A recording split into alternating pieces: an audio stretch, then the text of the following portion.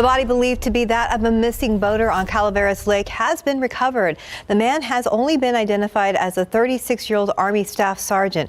Bexar County Sheriff Javier Salazar says the victim was fishing with two friends on July 4th when he fell overboard but never resurfaced.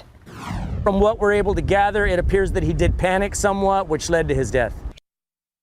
The man was said to be in good physical condition, but not a strong swimmer. The sheriff says he was not wearing a life vest when he fell off that boat.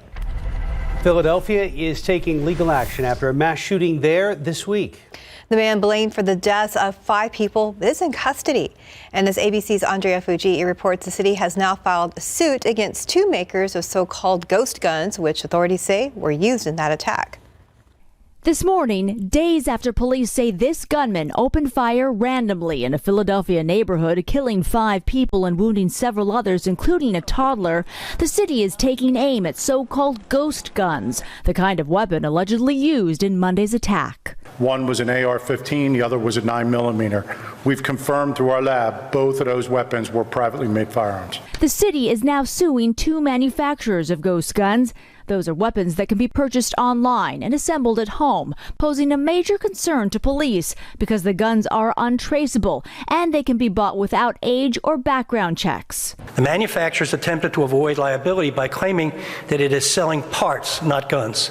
But the gun kits they sell can be assembled in minutes by virtually anyone. Philadelphia has seen a 300% increase in the number of ghost guns used in crimes over the last 4 years. And nationwide, ghost gun recoveries are up nearly 1,100% since 2017. The ATF doesn't know about them. You're required by federal law, once you make these guns, to call the ATF and register it with a serial number. That's not being done. One of the ghost gun makers being sued has already faced multiple lawsuits in Los Angeles and Washington, D.C., amid growing concerns about gang violence. They're going in the hands of gang members, convicted felons who obviously can't go buy a gun. So they're getting ghost guns. The gun makers have not responded to the new lawsuit. As for the Philadelphia shooting suspect, authorities say he grew more agitated in recent days, posting messages about guns, liberals, and evil spirits.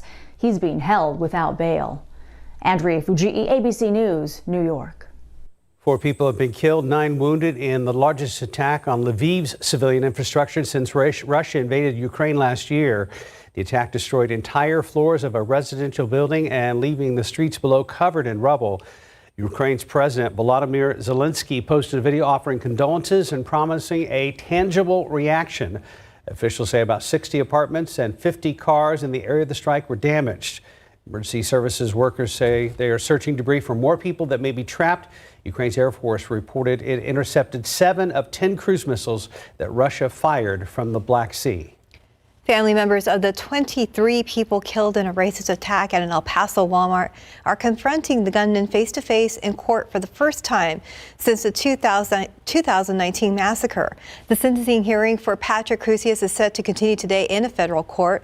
The 24-year-old is expected to receive multiple life sentences after pleading guilty in February to 90 federal murder, weapons, and hate crime charges.